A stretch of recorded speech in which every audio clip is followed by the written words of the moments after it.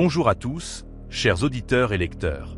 Aujourd'hui, je vous invite à plonger dans un univers où la réalité se mêle à l'inexplicable, où chaque récit cache une ombre de mystère, une présence invisible ou une menace insaisissable. Ces histoires, inspirées de faits réels, sont teintées d'une atmosphère surnaturelle qui vous fera frissonner. Préparez-vous à explorer des moments où l'ordinaire bascule dans l'étrange, où chaque détail compte et où l'inconnu rôde, toujours prêt à se révéler. J'avais 18 ans à l'époque et c'était le début de l'été. Cette période suspendue entre la fin des examens et l'inconnu de l'âge adulte qui s'ouvrait devant moi comme une gueule béante. L'école était terminée depuis 2 semaines, et comme la plupart de mes camarades de classe s'étaient dispersés vers des emplois saisonniers, des voyages à l'étranger ou des colonies de vacances, je me retrouvais seul dans cette maison familiale de banlieue, une bâtisse des années 60 aux murs trop épais et aux fenêtres trop petites, qui semblait respirer une lourdeur oppressante dès que mes parents en sortaient. Mes parents étaient partis pour leur voyage annuel de 4 jours à visiter ma tante malade dans le Vermont. C'était devenu une routine depuis ma 14e année. Ils partaient, me laissaient une liste interminable de numéros d'urgence et de voisins à contacter, et moi je restais là, maître d'un territoire que je connaissais trop bien pour le trouver excitant. La maison devenait alors un vaisseau vide, où chaque craquement du plancher prenait une résonance nouvelle, où chaque ombre du couloir semblait s'étirer un peu plus longtemps que la normale. Ce soir-là, le vendredi 16 juin, l'atmosphère était particulièrement étouffante. Une chaleur orageuse s'était installée sur la région depuis 3 jours, transformant l'air en une substance visqueuse qu'on peinait à respirer. J'avais passé l'après-midi allongé sur le canapé du salon, à faire défiler sans conviction des vidéos sur mon téléphone portable, l'écran projetant une lueur bleutée sur mon visage dans la pénombre croissante. La télévision murale diffusait en sourdine une rediffusion d'une série policière que j'avais déjà vue 3 fois, les dialogues familiers se mêlant au bourdonnement des insectes dehors. À 23h47, selon l'horloge numérique rougeoyante du décodeur câble, j'ai décidé de me préparer quelque chose à manger. La cuisine était à l'arrière de la maison, séparée du salon par un couloir étroit aux murs tapissés de photos de famille figées dans le temps. Moi bébé, moi à 6 ans avec une dent manquante, moi à 12 ans lors de ma première communion, tous ces mois passés qui semblaient me juger depuis leur cadre doré. J'ai ouvert le réfrigérateur, contemplant l'intérieur faiblement éclairé où s'empilaient les restes d'une pizza, des yaourts périmés depuis une semaine et des bouteilles de soda que mes parents m'avaient interdit de toucher mais que je buvais secrètement. C'est alors que le premier coup est venu. 3 frappes nettes, espacées d'intervalles parfaits, comme mesurées par un métronome invisible. Pas la volée hâtive d'un livreur pressé, ni l'insistance nerveuse d'un voisin en détresse. Non. 3 coups méthodiques, presque cérémonieux, qui résonnèrent dans le silence soudain de la maison avec une clarté cristalline qui me figea instantanément. La main encore agrippée à la poignée du réfrigérateur, l'air froid s'échappant en volute autour de mes chevilles. Je n'ai pas bougé pendant ce qui m'a semblé être une éternité, mais qui ne fut probablement que quelques secondes. Mon cœur s'était mis à battre dans ma gorge avec une violence qui me donnait la nausée. Je me suis redressé lentement, fermant le réfrigérateur sans y penser, et j'ai fait le trajet jusqu'à la porte d'entrée avec des jambes qui semblaient appartenir à quelqu'un d'autre. Le couloir s'était allongé, les photos familiales devenant des témoins muets de ma progression vers l'inconnu. La porte d'entrée était massive, en chêne massif que mon père avait fait installer après une tentative de cambriolage dans le quartier 5 ans plus tôt. Elle possédait un Judas optique grand angle que je n'avais jamais utilisé auparavant, préférant généralement demander qui était là à travers le battant entrouvert, suffisamment pour voir mais pas assez pour laisser entrer. Ce soir-là, quelque chose, une intuition primitive, peut-être, ou simplement la conscience que minuit approchait et que personne de censé ne sonnait à cette heure, m'a poussé à approcher mon œil du petit cercle de verre. Ce que j'ai vu m'a glacé le sang. 2 hommes se tenaient sur le perron, parfaitement immobiles, parfaitement silencieux. Ils portaient tous 2 des vêtements identiques. Des pantalons de toile kaki, des chemises à manches longues de couleur crème et des vestes légères de la même teinte terreuse.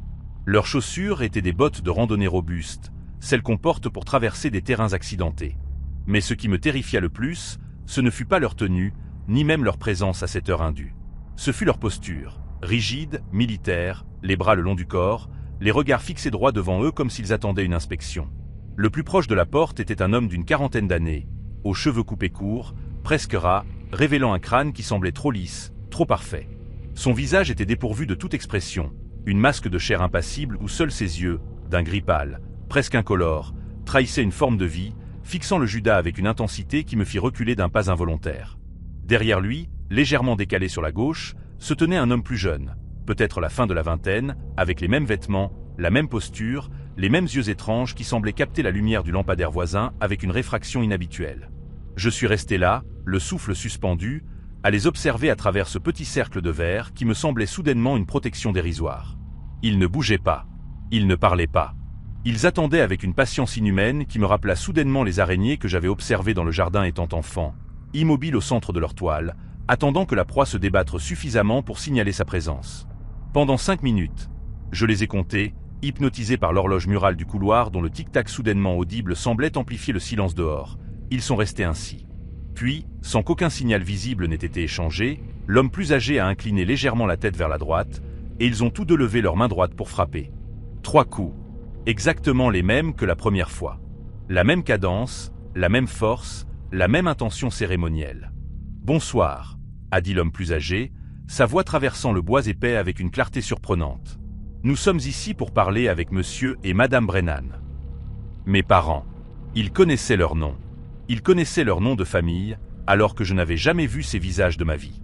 Une vague de terreur froide m'envahit, partant de ma nuque pour descendre le long de ma colonne vertébrale jusqu'à mes orteils. Comment savaient-ils? Qui étaient-ils? Et pourquoi cette formulation étrange? Parler avec, plutôt que voir ou rencontrer. J'ai reculé du Judas, pressant mon dos contre le mur du couloir comme si la distance de ces quelques centimètres pouvait me protéger. Je ne savais pas quoi faire. Répondre leur signalerait ma présence, mais ne pas répondre. Ne pas répondre semblait également dangereux, une provocation silencieuse qui pourrait les pousser à l'action. J'ai regardé vers la cuisine, calculant la distance jusqu'au tiroir où mon père gardait son vieux revolver, un Smith & Wesson qu'il m'avait montré une fois en me faisant promettre de ne jamais y toucher. Les minutes s'écoulaient avec une lenteur torsionnaire. Je pouvais les entendre respirer dehors, des inspirations profondes et synchronisées qui semblaient résonner à travers la porte. Puis, alors que je m'apprêtais finalement à bouger vers la cuisine, j'ai entendu des murmures. Des échanges à voix basse, trop étouffés pour que je distingue les mots, mais dont le rythme, saccadé, presque chantant, me rappela étrangement les prières que ma grand-mère récitait en latin lors des messes de minuit. Un bruit de pas. Des pas qui s'éloignaient. J'ai risqué un nouveau regard par le Judas et les ai vus descendre les 3 marches du perron avec une synchronisation parfaite, leurs mouvements miroirs l'un de l'autre. Ils ont disparu dans l'obscurité du jardin avant, et je n'ai vu aucune lumière de voiture s'allumer, aucun moteur ne se mettre en marche. Ils s'étaient fondus dans la nuit comme s'ils n'avaient jamais existé. J'ai verrouillé la porte à double tour, vérifiant mécaniquement chaque point de fermeture que mon père m'avait enseigné. Puis je suis allé à toutes les fenêtres du rez-de-chaussée, m'assurant qu'elles étaient bien closes, tirant les rideaux avec une violence qui trahissait ma panique grandissante. Je suis retourné au salon, mais je n'ai pas rallumé la télévision. Le silence me semblait soudainement préférable au bruit artificiel qui pourrait masquer d'autres approches. À minuit 15, j'ai entendu le grincement. Ce n'était pas un grincement ordinaire, pas celui du bois qui se dilate dans la chaleur ou des fondations qui s'étiolent après des décennies. Non. C'était le grincement métallique d'une clôture forcée, le son distinct d'un fil de fer qui cède sous une pression déterminée. Il venait de l'arrière de la maison, du jardin où ma mère cultivait des roses dont elle était si fière. Je me suis levé du canapé avec une lenteur mécanique, mes muscles raidis par une terreur qui me rendait presque incapable de mouvement.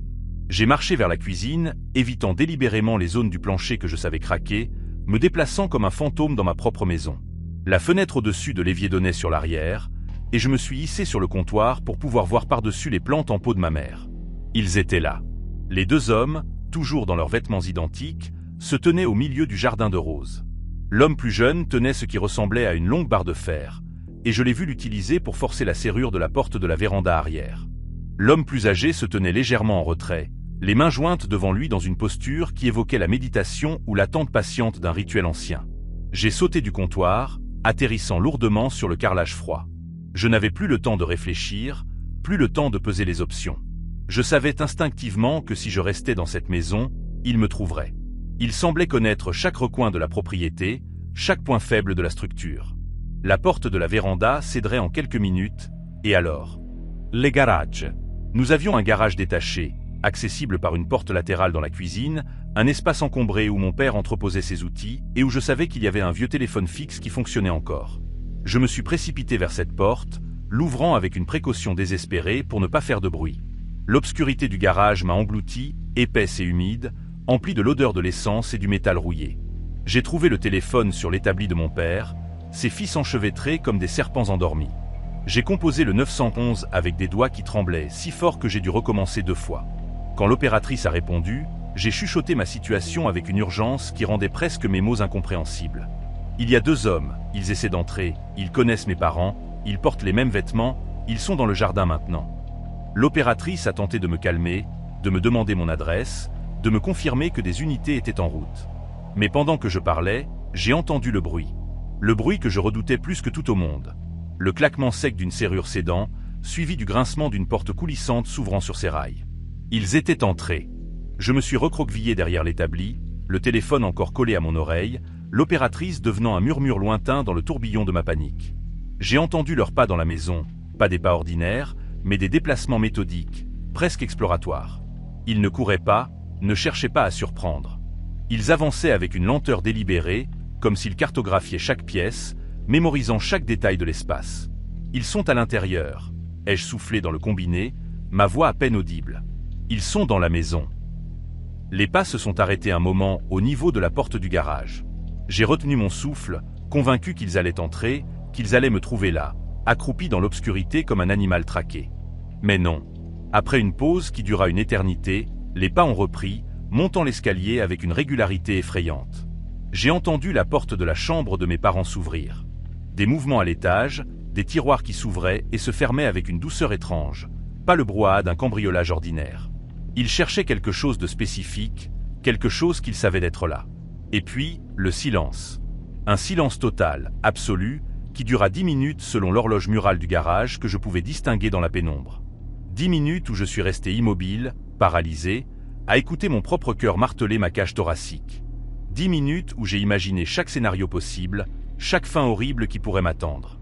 Ce ne fut que quand j'ai entendu les sirènes au loin, d'abord faibles puis grandissantes, que j'ai osé bouger.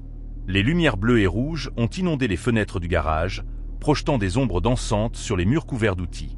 J'ai entendu des cris à l'étage, des voix masculines qui n'étaient pas celles de mes visiteurs, puis des bruits de lutte, de course, de portes qui claquaient. Quand un policier a finalement ouvert la porte du garage, sa lampe torche m'aveuglant, je me suis levé avec des jambes qui cédaient sous moi. Il m'a aidé à sortir, m'entourant d'une couverture que je n'avais pas demandée, mais dont la chaleur artificielle me sembla soudainement nécessaire. Il les avait trouvés dans la chambre de mes parents. Pas en train de voler, pas en train de fouiller. Assis sur le lit, côte à côte, les mains sur les genoux, dans la même posture rigide que j'avais observée depuis le Judas. Ils n'ont pas résisté à l'arrestation, n'ont pas prononcé un mot de défense ou d'explication. Mais quand les policiers les ont menottés, l'homme plus âgé a tourné la tête vers moi, et dans ses yeux gris pâles, j'ai vu quelque chose qui me hante encore aujourd'hui. Une reconnaissance, comme s'ils m'avaient attendu, comme s'ils savaient que je serais là, que je les verrais, que je deviendrais le témoin de leur passage. Les semaines qui ont suivi ont apporté peu de réponses. Les hommes, dont les empreintes ne correspondaient à aucune base de données, dont les vêtements n'avaient aucune étiquette identifiable, dont les chaussures n'avaient laissé aucune trace exploitable, n'ont jamais parlé. Pas un mot, pas une explication, pas une demande d'avocat. Ils sont restés muets pendant les interrogatoires, muets devant le juge, muets pendant les mois d'incarcération préventive. L'accusation finale n'a été que d'effraction, faute de preuve de vol ou d'intention de nuire. Mais je savais, je sais encore, que ce n'était pas une simple tentative de cambriolage. Ils étaient venus pour mes parents. Ils connaissaient leur nom, leur absence, leur retour imminent. Et ils s'étaient installés dans leur chambre comme s'ils y avaient droit, comme s'ils attendaient leur retour avec cette patience inhumaine que j'avais observée depuis le début. Parfois, la nuit, quand je suis seul dans un appartement que j'ai pris loin de cette maison maudite, j'entends encore 3 coups à la porte. Je sais que c'est dans ma tête, que c'est le souvenir qui ressurgit, mais je ne peux m'empêcher de vérifier le Judas, de m'assurer que personne n'attend dehors dans l'obscurité. Et parfois, juste parfois, je crois apercevoir 2 silhouettes identiques au coin de la rue, immobiles, attendant, patientes comme des araignées au centre d'une toile que seuls eux peuvent voir. Élément mystique ajouté, 3 mois après l'incident, en rangeant les affaires de mes parents pour un déménagement définitif, j'ai découvert dans le fond d'une armoire un album photo que je n'avais jamais vu. Il contenait des images de mes parents jeunes, dans les années 70, posant avec un groupe de personnes dans ce qui ressemblait à une communauté rurale. Au milieu du groupe, souriant avec la même expression vide que j'avais vue ce soir-là, se tenait l'homme aux yeux gris pâles, apparemment inchangé après 40 années. À la dernière page, une note manuscrite de ma mère, nous avons échappé à la cérémonie. Ils ne pardonnent jamais. Ils attendent dans l'ombre jusqu'à ce que le sang appelle le sang. Je vis à la périphérie d'une ville de taille moyenne dans le Wyoming, dans une maison que j'ai construite de mes propres mains sur un terrain de 40 hectares que j'ai acquis après avoir vendu mon entreprise de construction à l'âge de 35 ans. C'était un rêve de solitude que je poursuivais depuis l'adolescence, alimenté par des années passées dans des appartements bruyants de Denver et de Cheyenne, où le bruit des voisins à travers les murs minces était devenu une forme de torture quotidienne. Ici, le silence n'était pas simplement l'absence de bruit, c'était une présence vivante, une entité qui vous enveloppait et vous isolait du monde avec une douceur presque maternelle. Ma maison est petite, certes, une construction de bois et de pierre de seulement 60 mètres carrés, mais chaque poutre, chaque planche, chaque pierre de la fondation porte l'empreinte de mes mains. Je l'ai conçue pour être autonome, avec des panneaux solaires, un puits artésien et une réserve de provisions suffisante pour tenir 6 mois sans approvisionnement extérieur. Ce n'était pas paranoïa, m'assurais-je, juste une préparation raisonnable face aux hivers wyomingais qui peuvent couper les routes pendant des semaines. L'événement dont je vais vous parler s'est produit au printemps de l'année 2019, une saison que je me rappelle avec une précision cristalline malgré les années qui se sont écoulées depuis. Ce printemps-là, les pluies avaient commencé début mars et n'avaient cessé depuis, transformant mon terrain en une vaste étendue de boue glissante où mes bottes s'enfonçaient jusqu'à la cheville à chaque pas. Les météorologues parlaient d'un phénomène climatique exceptionnel, d'une dépression stationnaire qui s'était coincée au-dessus de l'État et refusait de bouger. Pour ma part, je trouvais dans cette pluie incessante une sorte de réconfort, une confirmation de mon choix de vie. Quand le monde extérieur devient hostile, la solitude devient une forteresse. Le dimanche 14 avril. Je me souviens de la date parce que c'était l'anniversaire de ma mère décédée. La pluie atteignait son paroxysme. Ce n'était plus une simple averse, mais une délivrance torrentielle qui transformait l'air en une substance liquide presque impalpable. Je ne pouvais voir à plus de 20 mètres au-delà de mes fenêtres, le monde extérieur réduit à un gris uniforme où les contours des arbres se dissolvaient comme des esquisses au fusain abandonné sous la douche. J'étais installé dans mon fauteuil préféré, un vieux cuir bosselé que j'avais récupéré dans une vente aux enchères, enveloppé dans une couverture en laine de mouton que j'avais tissée moi-même pendant mon premier hiver ici. La cheminée crépitait, projetant des ombres dansantes sur les murs en rondins, et je regardais une rediffusion d'une série documentaire sur la vie sauvage de l'Alaska, le volume suffisamment élevé pour couvrir le tambourinement de la pluie sur le toit de tôle. Vers 18h30, selon l'horloge de la cuisine que je pouvais apercevoir par la porte entr'ouverte, j'ai entendu quelque chose qui ne correspondait pas au paysage sonore habituel. Une discordance, une note fausse dans la symphonie de la tempête. C'était un heurt, faible mais distinct, provenant de la direction de la porte d'entrée. Je l'ai d'abord attribué à une branche emportée par le vent, ou peut-être un animal, un cerf, un coyote, cherchant refuge contre l'élément déchaîné. Mais le son s'est répété. 3 coups, espacés, presque polis. Pas l'urgence d'un voyageur en détresse, pas l'insistance d'un commercial perdu. Une demande de permission, mesurée, respectueuse de la barrière que représentait ma porte. Je me suis levé avec une lenteur méfiante, la couverture glissant de mes épaules. Ma première pensée fut pour mon fusil, un reminton que je gardais chargé dans l'armoire du couloir, mais quelque chose dans la cadence des coups, leur régularité, leur patience, m'a dissuadé d'aller le chercher immédiatement. J'ai approché la porte, contournant délibérément la zone du plancher qui craquait entre le salon et l'entrée, et j'ai regardé par le judas que j'avais installé moi-même avec une fierté de propriétaire. Un homme se tenait sur mon perron de bois, trempé jusqu'aux os, l'eau ruisselant de ses vêtements pour former une flaque autour de ses bottes. Il était jeune, sans doute dans la fin de la vingtaine, avec des cheveux noirs plaqués sur son crâne et un visage pâle ou des yeux d'un vert étrange. Presque phosphorescent dans la lumière tamisée de mon auvent, semblait absorber la pénombre grandissante. Il ne portait aucun sac, aucun équipement de camping visible, juste des vêtements de randonnée légers complètement inadaptés aux conditions météorologiques. J'ai hésité. La distance jusqu'à la ville la plus proche était de 15 km, et la route qui y menait était devenue un cours d'eau boueuse impraticable depuis 3 jours. Personne ne pouvait être arrivé ici par accident, pas dans ces conditions. Et pourtant, il était là, frappant à ma porte avec cette politesse déconcertante. J'ai ouvert la porte d'une dizaine de centimètres, la chaîne de sécurité que j'avais ajoutée l'été précédent tendue à sa limite. L'odeur de la pluie et de la terre saturée est entrée en même temps que le visiteur, une bouffée humide et minérale qui m'a rappelé soudainement les caves de mon enfance. « Comment puis-je vous aider » ai-je demandé, ma voix plus ferme que je ne le ressentais. L'homme a levé les yeux vers moi, et dans ce mouvement, j'ai vu quelque chose qui m'a glacé. Une coordination parfaite, presque mécanique, comme si chaque geste avait été répété des centaines de fois. Ses épaules se sont redressées, sa tête s'est inclinée légèrement sur le côté, et quand il a parlé, sa voix portait une intonation curieusement plate, dépourvue de l'accent régional que j'attendais d'un habitant du Wyoming. « J'étais en train de camper dans les bois à proximité », a-t-il dit, chaque syllabe mesurée avec une précision qui semblait artificielle. « J'ai eu des problèmes avec mon équipement. La tempête a tout emporté. J'ai besoin d'un endroit pour passer la nuit. » J'ai regardé au-delà de lui, vers l'obscurité grise où la forêt commençait à 20 mètres de la maison. Aucune tente visible, aucun feu de camp éteint, aucune trace de passage dans la boue fraîche autour de mon bâtiment. Il prétendait venir des bois, mais il n'y avait aucune preuve de son voyage. Et puis, Il y avait cette question qui me taraudait. Pourquoi moi? Pourquoi ma maison, isolée au milieu de nulle part, plutôt que l'une des fermes plus accessibles sur la route principale? Je peux vous offrir un coup de téléphone, ai-je proposé, ma main inconsciemment se rapprochant de la chaîne de sécurité comme pour vérifier sa solidité. Pour appeler une dépanneuse ou la police. Ils peuvent venir vous chercher. Une expression, la première que je voyais sur son visage, a traversé ses traits.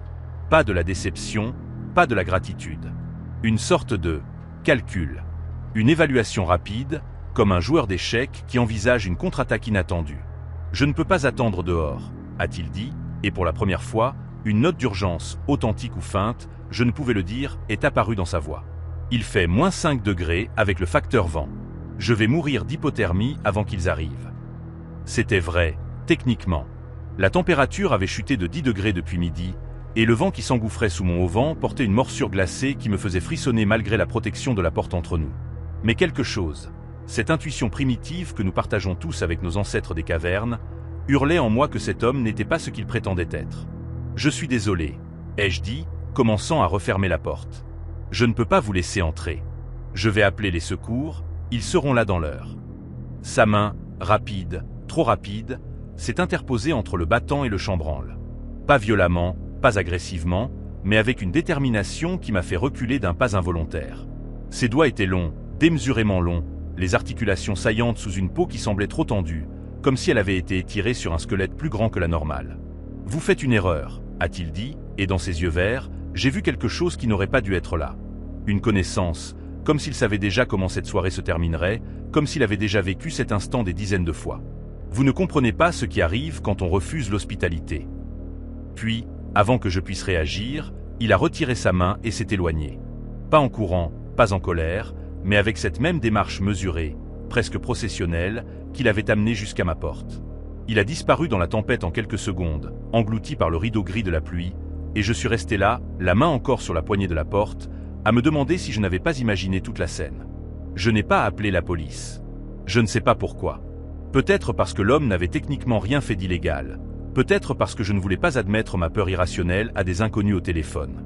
Je suis retourné à mon fauteuil, mais je n'ai pas rallumé la télévision. J'ai éteint toutes les lumières de la maison, préférant l'obscurité qui me permettait d'observer l'extérieur sans être vu, et je suis resté là, immobile, à écouter la tempête. 2 heures se sont écoulées. La nuit était complètement tombée maintenant, ce noir profond des campagnes sans pollution lumineuse, où seuls les éclairs intermittents déchiraient le ciel pour révéler des paysages fantomatiques. Vers 21 heures, selon l'horloge dont le cadran luminescent était le seul point de repère dans mon salon devenu bunker, j'ai vu la lueur. Elle venait de la forêt, à environ 100 mètres de la maison, dans la clairière où j'avais l'habitude de faire du feu l'été. Une lueur orange, vacillante, qui dansait et ondulait comme possédée d'une volonté propre. À travers la pluie qui continuait de tomber avec une intensité qui me semblait maintenant surnaturelle, j'ai distingué la forme d'un feu de camp, impossible, inconcevable dans ces conditions, qui brûlait avec une vigueur défiant les lois de la physique. Je me suis levé, m'approchant de la fenêtre avec des jambes qui tremblaient. Le feu était là, réel, projetant des ombres dansantes sur les troncs des pins environnants. Et à côté, se tenant parfaitement immobile, se trouvait une silhouette. Pas l'homme que j'avais vu à ma porte. Cette silhouette était plus grande, plus massive, vêtue de quelque chose qui semblait absorber la lumière plutôt que de la refléter. L'homme de tout à l'heure se tenait légèrement en retrait, dans la pénombre, tenant ce qui ressemblait à un long bâton ou peut-être un fusil. Il ne bougeait pas. Il ne se protégeait pas de la pluie. Il se contentait de attendre. De regarder dans la direction de ma maison avec une patience qui me rappela soudainement des prédateurs que j'avais observés dans les documentaires. Ces félins qui peuvent rester immobiles des heures avant de fondre sur leur proie. J'ai reculé de la fenêtre, tirant les rideaux avec une violence qui arracha l'un des anneaux de la tringle. J'ai cherché mon téléphone portable, les doigts glissant sur l'écran humide de sueur, et j'ai composé le numéro du poste de police du comté avec une précision mécanique qui contrastait avec le chaos de mes pensées. L'opératrice qui a répondu était une femme dont la voix traînante suggérait l'ennui d'un quart de nuit sans incident. J'ai tenté d'expliquer la situation, mais les mots semblaient insuffisants, ridicules même. Un homme à ma porte, un feu de camp dans la tempête, 2 silhouettes dans les bois. Dans le silence qui a suivi mon récit, j'ai entendu l'incrédulité qu'elle ne s'efforçait même pas de masquer. « Nous enverrons une unité dès que possible », a-t-elle finalement dit, mais dans sa voix, j'ai perçu l'estimation, 60 minutes minimum, peut-être plus avec les conditions de circulation. « Restez à l'intérieur, monsieur. Verrouillez vos portes. » Ne sortez sous aucun prétexte. J'ai raccroché, le téléphone encore serré dans ma main comme une amulette protectrice. Je suis allé à la cuisine, ouvrant le tiroir où je rangeais mon Glock, et pour la première fois depuis mon installation ici, j'ai chargé l'arme avec des mains qui tremblaient si fort que j'ai dû m'y reprendre à 3 fois. Le poids métallique dans ma paume m'a offert une forme de réconfort primitif, une illusion de contrôle face à l'inconnu. Je suis retourné au salon, m'installant dans un angle où je pouvais surveiller à la fois la porte d'entrée et la baie vitrée donnant sur l'arrière. Le feu brûlait toujours, je pouvais le voir à travers les interstices des rideaux mal fermés, cette lueur orange qui pulsait comme un cœur malade. Et puis, alors que je fixais cette lueur, j'ai réalisé qu'elle s'approchait. Pas le feu lui-même. Non, le feu restait à sa place dans la clairière.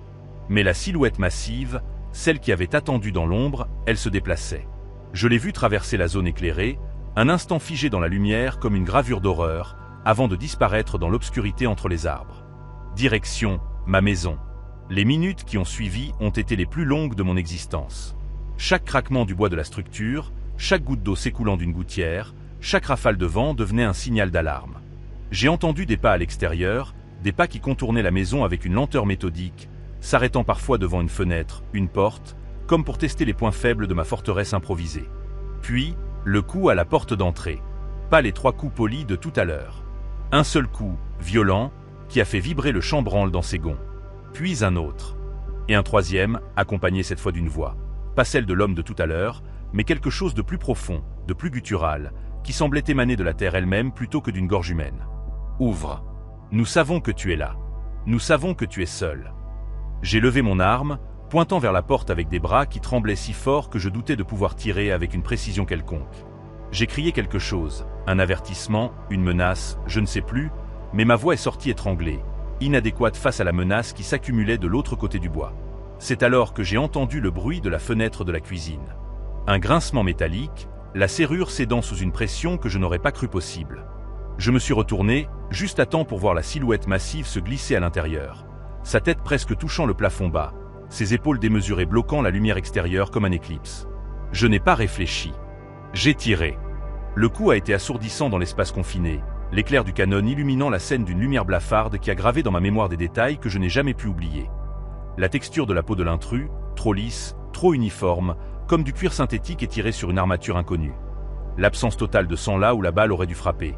Et les yeux, grands ouverts, fixés sur moi avec une expression que je ne pouvais interpréter ni comme de la colère ni comme de la peur, mais comme de la reconnaissance. Comme si, en tirant, je venais de confirmer quelque chose qu'il attendait depuis le début. L'être, je ne peux plus l'appeler un homme, a reculé, pas blessé, pas terrifié, mais avec une lenteur délibérée qui suggérait qu'il avait obtenu ce qu'il voulait. Il est sorti par la fenêtre avec une souplesse qui défiait sa masse apparente, et j'ai entendu des pas s'éloigner dans la nuit, 2 paires cette fois, se dirigeant vers la forêt d'où ils étaient venus. La police est arrivée 40 minutes plus tard, leur gyrophare teignant la pluie de lueurs rouges et bleues qui semblait presque festive après l'horreur que je venais de vivre. Ils ont trouvé la fenêtre forcée, la balle logée dans le mur opposé, et les empreintes. Des empreintes étranges, trop grandes, avec des configurations de doigts qui ne correspondaient à aucune base de données connue. Mais ce qu'ils ont découvert dans la clairière, là où le feu avait brûlé, c'est cela qui a transformé cette nuit d'effroi en un mystère qui me hante encore aujourd'hui. Un sac de sport militaire, enterré à 50 cm de profondeur, que la pluie avait partiellement déterré. À l'intérieur, des menottes en plastique, une bouteille de chloroforme, un couteau de chasse aiguisé avec une précision chirurgicale et des photos. Des dizaines de photos, toutes de moi. Moi travaillant dans le jardin, moi lisant sur le perron, moi dormant, prises à travers les fenêtres avec un téléobjectif qui suggérait des observations régulières depuis des semaines, peut-être des mois.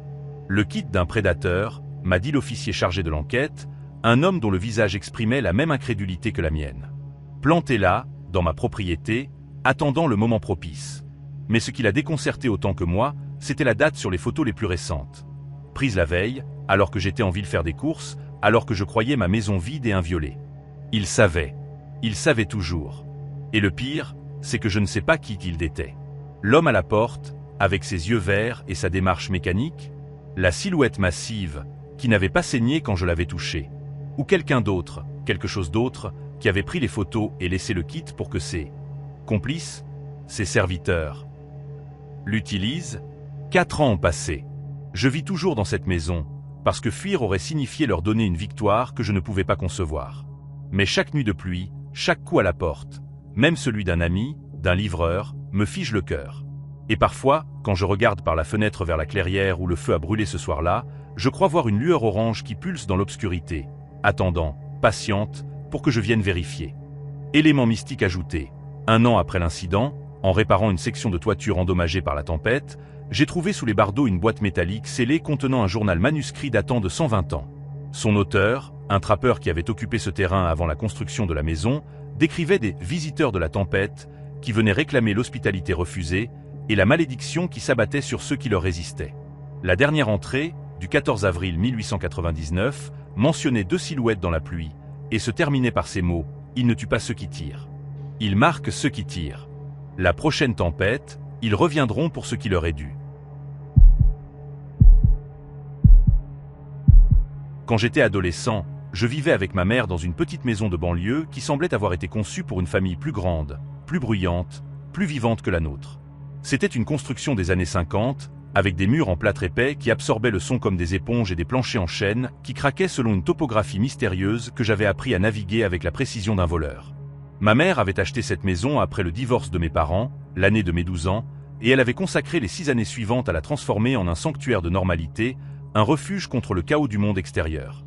Elle travaillait comme infirmière de nuit à l'hôpital du comté, un emploi qu'elle avait choisi délibérément, m'avait-elle expliqué un jour, parce que la prime nocturne lui permettait de payer mon éducation sans que je doive prendre de prêts étudiants. Ce choix signifiait que je passais 5 nuits par semaine seul dans cette maison de 3 chambres, de 20h à 4h du matin, une solitude que j'avais d'abord trouvée angoissante, puis simplement routinière, et finalement, je dois l'admettre avec une certaine culpabilité, agréable. J'avais mes rituels, les jeux vidéo jusqu'à minuit, les snacks interdits que je consommais avec la conscience d'un délinquant mineur, les conversations téléphoniques avec des amis qui duraient des heures. La maison devenait mon territoire, un espace où les règles de ma mère s'assouplissaient dans son absence, où je pouvais être presque adulte sans emporter les fardeaux. L'événement dont je vais parler s'est produit en mars de ma dernière année de lycée, une période où l'anxiété des examens de fin d'année et des candidatures universitaires créait déjà une atmosphère de tension sous-cutanée. Ce soir-là, mercredi 14 mars, ma mère était partie à son travail avec son habituelle précision militaire. Vérification des serrures, rappel des numéros d'urgence affichés sur le réfrigérateur, baiser rapide sur mon front qui sentait le désinfectant hospitalier. Je l'avais regardé partir dans sa vieille Toyota, ses phares traçant un arc dans l'obscurité grandissante avant de disparaître au coin de la rue. La soirée avait suivi son cours habituel. J'avais d'abord travaillé sur une rédaction d'anglais qui traînait depuis une semaine, puis j'avais cédé à la tentation de ma console de jeu, perdant 3 heures dans un monde virtuel où les menaces étaient codifiées, prévisibles, finalement rassurantes. Vers 23h30, conscient que le lendemain était jour d'école, j'avais éteint l'équipement et monté l'escalier avec cette lassitude satisfaite que procure le temps bien investi dans la procrastination. Ma chambre était située à l'étage, la 2e porte sur la gauche dans un couloir étroit que ma mère n'avait jamais pris le temps de décorer. J'avais établi mon territoire avec l'enthousiasme obsessif de l'adolescence. Des posters de films d'horreur au mur, une collection de figurines d'action sur l'étagère, un ordinateur portable sur le bureau qui restait allumé 24 heures sur 24. Je me suis glissé sous les couvertures, le téléphone portable à portée de main, et j'ai commencé ma routine nocturne habituelle. Défiler les réseaux sociaux, répondre aux messages, regarder des vidéos jusqu'à ce que mes paupières deviennent trop lourdes. Je ne sais pas à quelle heure précise je me suis endormi. Le dernier souvenir conscient était d'une vidéo de chatons qui défilaient sur mon écran, leur mignonnerie hypnotique me tirant vers le sommeil. Et puis, le noir. Pas le noir du sommeil ordinaire, mais une obscurité dense, presque tangible, où le temps semblait suspendu. Ce qui m'a réveillé, ce fut le bruit. Un claquement sec, métallique, qui aurait pu être la porte d'entrée se refermant, ou peut-être la porte du garage, ou n'importe laquelle des 12 portes de cette maison labyrinthique. J'ai ouvert les yeux dans l'obscurité de ma chambre, déorienté, cherchant l'horloge dont les chiffres luminescents m'indiqueraient où je me situais dans la nuit. 3h30. Ma mère rentrait habituellement à 4h, parfois un peu plus tôt le mercredi quand son service était moins chargé. J'ai supposé, cette supposition rassurante que nous créons pour apaiser nos peurs primitives, qu'elle était rentrée plus tôt, que le bruit était celui de sa portière, de ses pas fatigués, de sa routine nocturne que je connaissais par cœur. J'ai fermé les yeux, prêt à me rendormir, quand j'ai entendu les pas. Des pas dans l'étage inférieur, des déplacements qui ne correspondaient pas à la chorégraphie familière de ma mère. Elle avait une démarche reconnaissable entre mille, cette fatigue de 12 heures de travail qui la faisait traîner les pieds, chercher directement la cuisine pour se préparer une tisane avant de monter se coucher. Ces pas-là étaient différents, plus lents, plus exploratoires. Ils ne se dirigeaient pas vers la cuisine. Ils erraient, comme quelqu'un qui découvre un espace pour la première fois, qui cartographie mentalement chaque pièce, chaque recoin. J'ai tendu l'oreille, l'attention soudainement aiguisée par cette anomalie. Les pas continuaient, traversant le salon, s'approchant de la bibliothèque, revenant vers l'entrée. Pas de bruit de tiroir, pas d'ouverture de réfrigérateur, aucun des sons familiers de ma mère rentrant du travail.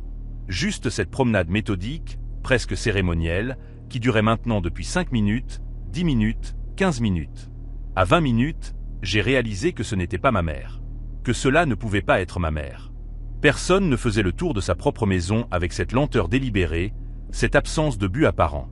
J'ai senti la peur monter en moi, non pas la peur paniquée du danger immédiat, mais une terreur glacée, calculatrice, qui me faisait évaluer chaque option avec une clarté surnaturelle. Je me suis assis dans mon lit, le drap glissant de mes épaules, et j'ai allumé la lampe de chevet. La lumière jaune a inondé ma chambre avec une violence qui m'a fait cligner des yeux, et, j'en suis certain, a signalé ma présence à quiconque se trouvait en bas. Les pas se sont arrêtés instantanément. Un silence total s'est abattu sur la maison. Un silence si dense que je pouvais entendre le bourdonnement de l'électricité dans les murs, le tic-tac de l'horloge du couloir, le battement de mon propre cœur qui semblait vouloir sortir de ma poitrine. J'ai attendu. 1 minute. 2 minutes. Le silence persistait, mais il avait changé de qualité. Il n'était plus vide, il était chargé, tendu, comme l'air avant l'orage. Quelqu'un écoutait, là en bas, évaluant comme moi, calculant comme moi. J'ai quitté mon lit avec une lenteur mécanique, cherchant à mes pieds le vieux baseball bas que je gardais depuis ma phase de sportif raté au collège. Le bois était froid, rassurant dans ma main moite. J'ai marché vers ma porte, contournant la zone du plancher que je savais craquer. Cette connaissance intime de mon territoire qui était peut-être ma seule avantage. Et j'ai collé mon oreille contre le panneau de bois. Rien. Pas de respiration, pas de mouvement, pas de suggestion de présence dans le couloir extérieur. J'ai ouvert la porte d'1 centimètre, puis de 2, assez pour glisser ma tête dans l'ouverture et examiner l'espace au-delà. Le couloir était plongé dans l'obscurité totale. Aucune lumière ne filtrait de l'étage inférieur, où ma mère aurait allumé au moins la lampe d'entrée. Cette absence de lumière me terrifia plus que tout le reste. Ma mère, même épuisée, ne montait jamais l'escalier dans le noir. Elle craignait de trébucher, de se blesser, de réveiller le voisinage avec un cri. J'ai refermé ma porte avec une lenteur désespérée, cherchant mon téléphone portable sur ma table de nuit. Les doigts glissants, j'ai composé le numéro de ma mère, celui qu'elle gardait allumé en permanence pour les urgences. La sonnerie a retenti dans mon oreille, 1, 2, 3 fois, puis sa voix fatiguée mais familière a répondu. « Maman », ai-je chuchoté, ma voix étranglée par la peur que je tentais de contenir. « Tu es rentré ?» Il y a quelqu'un dans la maison. Sa réponse a été un silence confus, puis l'explication qui m'a glacé le sang. Elle était encore à l'hôpital, un patient en urgence avait retardé son départ, elle ne rentrerait pas avant 50 minutes au moins. Elle a voulu appeler la police, rester en ligne avec moi, mais je l'ai interrompue. Je ne voulais pas faire de bruit, ne voulais pas attirer l'attention de l'intrus sur ma localisation précise. Je lui ai dit de raccrocher, d'appeler les secours, de se dépêcher. Le téléphone encore serré dans ma main, je me suis retrouvé seul dans cette maison qui soudainement ne me semblait plus familière. Chaque ombre était une menace potentielle, chaque silence une embuscade. J'ai décidé de descendre. Je ne sais pas pourquoi, quelle folie ou quel courage désespéré m'a poussé à cette décision. Peut-être la nécessité de savoir, de transformer l'inconnu terrifiant en ennemi identifiable. Peut-être simplement l'impossibilité de rester immobile, attendre que le danger vienne à moi. J'ai quitté ma chambre avec la précaution d'un chat, le baseball bête levé, mon téléphone allumé en mode lampe torche mais dirigé vers le sol pour ne pas révéler ma position. L'escalier s'est présenté à moi comme un gouffre, chaque marche une potentielle trahison sonore. Je les ai descendus une par une, le poids de mes pas répartis sur les bords extérieurs où le bois était moins usé, moins bruyant. En bas, l'obscurité était presque totale, seulement percée par la lueur blafarde de mon téléphone qui dessinait des ombres grotesques sur les murs. Le salon était vide, me semblait-il, mais je ne pouvais en être certain sans allumer la lumière, sans révéler ma présence. Je me suis dirigé vers la cuisine, suivant le mur du couloir avec une main tendue pour guider mes pas. C'est là que je l'ai vue. La cuisine était faiblement éclairée par la veilleuse du four, cette petite lumière rouge que ma mère laissait toujours allumée pour nous guider dans la nuit. Dans cette pénombre sanglante, une silhouette était assise à notre table de formica, celle où nous prenions nos petits déjeuners silencieux, où je faisais mes devoirs le soir, où ma mère payait les factures le samedi matin. Un homme, vêtu de noir des pieds à la tête, un masque sombre couvrant ses traits, les mains posées à plat sur la table dans une posture qui évoquait la méditation ou l'attente patiente d'un rendez-vous. Il était immobile. parfaitement, absolument immobile. Pas le moindre mouvement de respiration visible, pas le plus petit tic nerveux. Juste cette présence silencieuse, cette occupation de notre espace familial avec une audace qui me terrifia autant qu'elle me révoltait. Et ses yeux, car je pouvais voir ses yeux, 2 points reflétant la lueur rouge de la veilleuse, étaient fixés sur moi. Il m'avait attendu. Il savait que je descendrais. Je n'ai pas crié. Je n'ai pas fui. Une sorte de paralysie s'est emparée de moi. Cette réaction primitive des proies face aux prédateurs qui les a déjà repérés. Nous sommes restés ainsi, l'homme et moi, dans cette cuisine de banlieue devenue théâtre d'un affrontement dont je ne comprenais ni les règles ni l'enjeu. Puis il a bougé. Lentement, avec une grâce dérangeante, il a levé une main pour retirer son masque. Ce que j'ai vu, ce que je crois avoir vu, car la lumière était faible et ma perception altérée par la peur, me hante encore aujourd'hui. Un visage jeune, presque adolescent, avec des traits qui ne portaient aucune expression, aucune émotion. Pas la menace, pas la colère, pas même la curiosité. Juste un vide absolu, une absence de tout ce qui fait de nous des êtres humains. Et dans ce visage, une cicatrice, fine et blanche, qui traversait sa joue gauche comme une signature, comme une marque de fabrique. Il a ouvert la bouche pour parler, et j'ai entendu, ou cru entendre, des mots qui n'avaient pas de sens dans ce contexte. Elle n'est pas là. Tu es seul. C'est parfait. La paralysie a cédé. J'ai tourné les talons et j'ai couru, abandonnant le baseball bas qui claqua contre le mur, montant les escaliers 4 à 4, me précipitant dans ma chambre que j'ai verrouillée avec une clé que je n'avais jamais utilisée auparavant. J'ai appelé le 911, balbutiant mon adresse, ma situation, la présence de l'homme dans la cuisine, la cicatrice, les mots qu'il avait prononcés. L'opératrice a tenté de me calmer, de me maintenir en ligne, mais j'ai entendu en bas le bruit de la porte d'entrée s'ouvrir puis se refermer. Il était parti. Sans se presser, sans fuir. Simplement, satisfait de sa visite, de son observation, de quelque chose qu'il avait obtenu que je ne comprenais pas. La police est arrivée 12 minutes plus tard, leur gyrophare teignant les murs de ma chambre de lueur, qui semblait presque festive après l'horreur de la cuisine. Ils ont fouillé la maison, trouvé les empreintes sur la table de formica, des empreintes qui ne correspondaient à aucune base de données, et la trace d'une présence dans le jardin arrière, où quelqu'un avait attendu, observé, peut-être pendant des heures. Mais ce qui a transformé cette intrusion en un mystère qui me hante encore, ce fut la découverte de l'officier chargé de l'enquête, une femme d'une 50aine d'années dont l'expérience n'avait pas effacé la compassion de son regard. Dans le tiroir de la cuisine, celui où ma mère rangeait les couverts de famille, elle a trouvé un objet que ni ma mère ni moi ne reconnaissions. Une clé ancienne, en fer oxydé, attachée à un ruban de soie noire. Et avec elle, une photographie décolorée représentant une femme jeune, d'une 30aine d'années, qui ressemblait étrangement à ma mère, posant devant cette même maison 60 ans plus tôt. Au dos, une inscription en lettres tremblantes, « Pour la prochaine. Elle viendra quand le sang appellera. » L'homme n'a jamais été retrouvé. Les empreintes n'ont mené nulle part. La photographie n'a pas pu être identifiée. Aucun membre de notre famille connue ne correspondait à ce visage, pourtant si similaire à celui de ma mère. Mais 3 semaines après l'incident, ma mère a reçu un appel anonyme à l'hôpital. Une voix masculine, jeune, avec cette même intonation plate que j'avais entendue dans la cuisine. Il a dit simplement « Le rendez-vous est reporté. Dites à votre fils qu'il a bien fait de courir. La prochaine fois, il ne faudra pas qu'il court. Il faudra qu'il reste. » Ma mère a démissionné de son emploi de nuit le lendemain. Nous avons déménagé 3 mois plus tard, vers un appartement en centre-ville avec des voisins de chaque côté, des caméras de surveillance dans le hall, une sécurité illusoire qui nous a permis de dormir, mais pas d'oublier. Parce que parfois, la nuit, quand le téléphone sonne et que personne ne répond au bout de la ligne, je pense à cet homme sans expression, à sa cicatrice blanche, à ces mots qui n'étaient pas pour moi, mais pour elle. Pour ma mère. Et je me demande quel rendez-vous avait été reporté, quel sang appelait le sien, et quand, exactement, il déciderait que l'heure était enfin venue de ne plus courir. Élément mystique ajouté.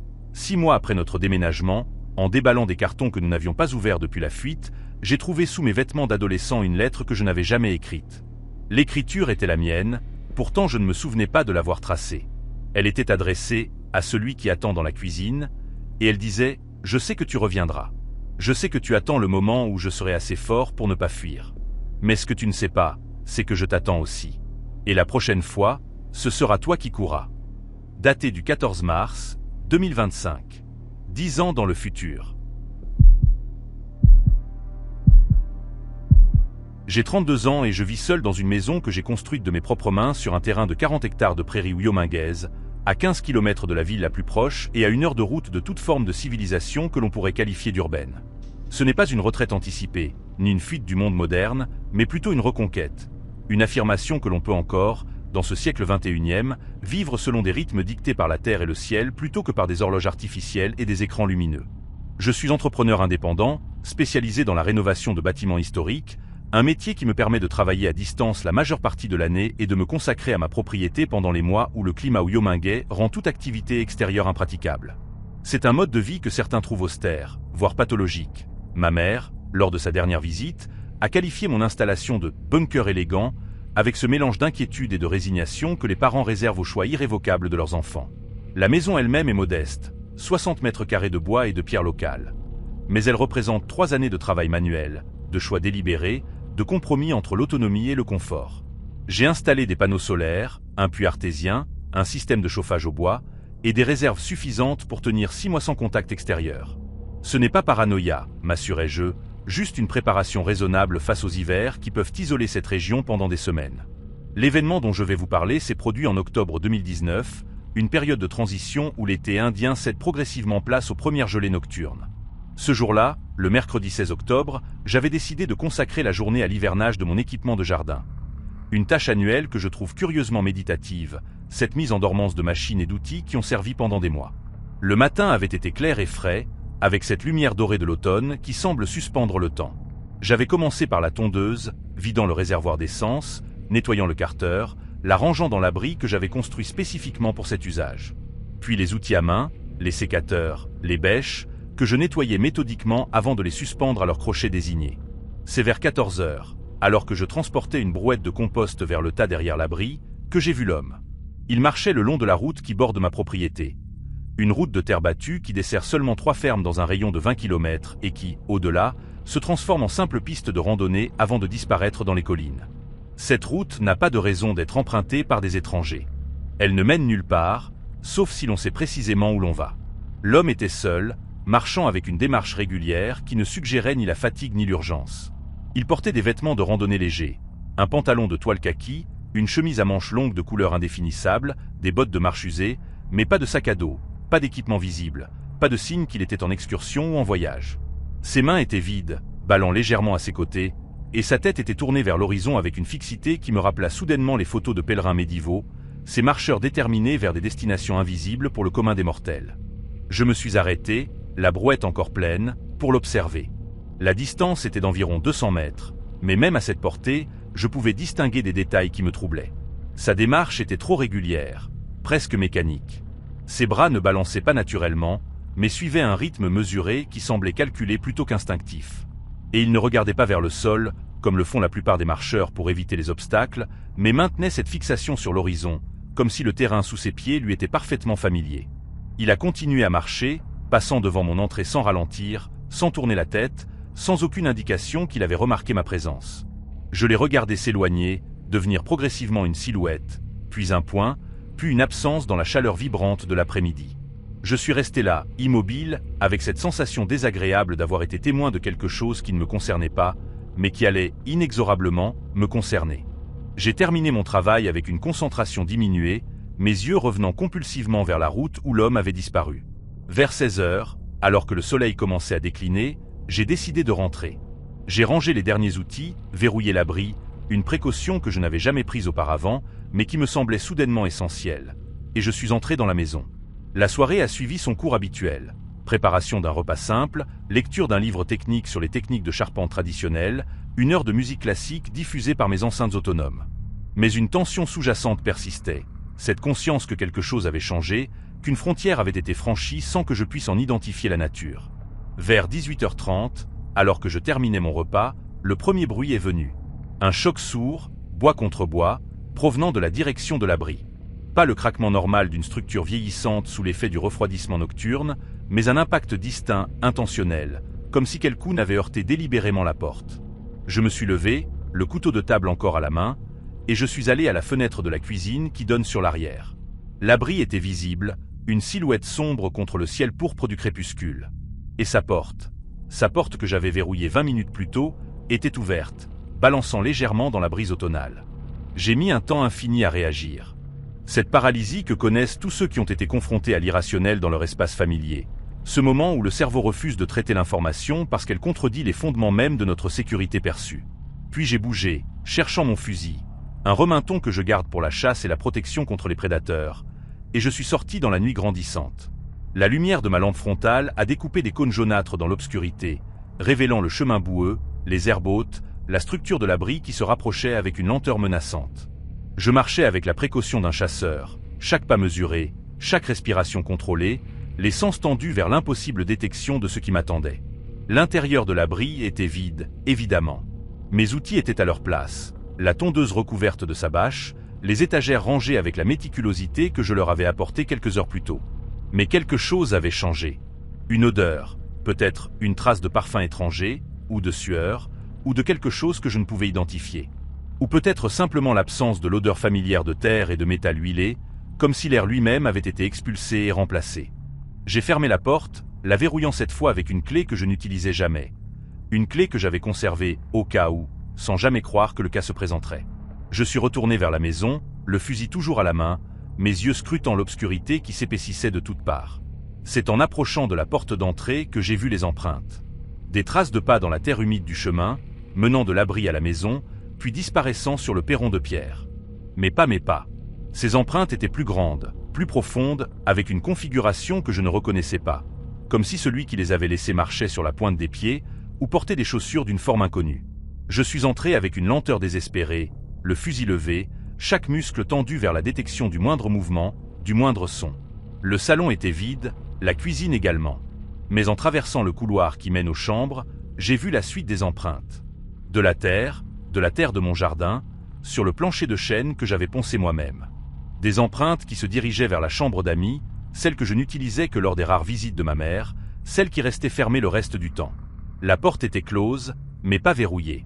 Je l'ai poussée avec le canon du fusil, révélant l'obscurité intérieure. La lumière du couloir a pénétré suffisamment pour montrer le lit des faits, alors que je l'avais fait ce matin avec la précision militaire que j'applique à toutes les tâches, et la fenêtre ouverte, rideau battant dans la brise nocturne. J'ai fait le tour de la pièce avec la méthode apprise dans les films et les manuels de survie, vérifiant sous le lit, derrière la porte, dans le placard. Vide. Mais sur l'oreiller, une indentation distincte, la forme d'une tête qui s'était reposée là. Et sur le rebord de la fenêtre, des traces de doigts dans la poussière, 5 empreintes parfaitement espacées, comme si quelqu'un s'était accoudé pour observer, pour attendre. Je suis retourné au salon, verrouillant toutes les portes, fermant toutes les fenêtres, tirant tous les rideaux. J'ai appelé le shérif du comté, expliquant la situation avec une voix que je ne reconnaissais pas, aiguë, haletante, celle d'un homme qui perd le contrôle. L'opérateur a promis d'envoyer une unité, mais dans son ton, j'ai perçu l'évaluation, 40 minutes minimum, peut-être plus, pour une intrusion sans victime, sans dommages visibles, sans preuve de crime autre que des empreintes de pas et une porte ouverte. J'ai attendu dans l'obscurité du salon, le fusil sur mes genoux, les yeux fixés sur la porte d'entrée. Les minutes s'écoulaient avec une lenteur visqueuse, chaque son de la nuit. Le vent dans les gouttières, le ululement d'une chouette lointaine, le craquement normal du bois qui se refroidit, devenant une alerte potentielle. Vers 21h15, j'ai entendu le bruit à l'étage. Un pas unique, lourd, suivi d'un silence si total qu'il semblait artificiel. Puis un autre pas, et un autre, descendant l'escalier avec une lenteur délibérée qui me rappela soudainement la démarche de l'homme sur la route, cette même régularité mécanique, cette même absence d'urgence. Je me suis levé, le fusil pointé vers l'escalier, et j'ai allumé la lumière du salon. L'éclat a révélé ce que l'obscurité cachait. Un homme, debout à mi-chemin de l'escalier, immobile, les yeux fixés sur moi avec une intensité qui me glaça le sang.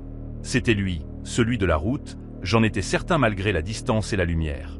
La même silhouette, la même posture, les mêmes vêtements qui semblaient maintenant absurdement légers pour la saison. Il ne bougeait pas. Il ne parlait pas. Il me regardait avec une expression que je ne pouvais interpréter. Pas de la menace, pas de la peur, mais quelque chose de pire. Une familiarité, comme s'il me connaissait, comme s'il m'attendait depuis longtemps, comme s'il était venu précisément pour ce moment. « Sortez », ai-je dit, ma voix plus ferme que je ne le ressentais. « J'ai une arme. La police est en route. » Il a souri.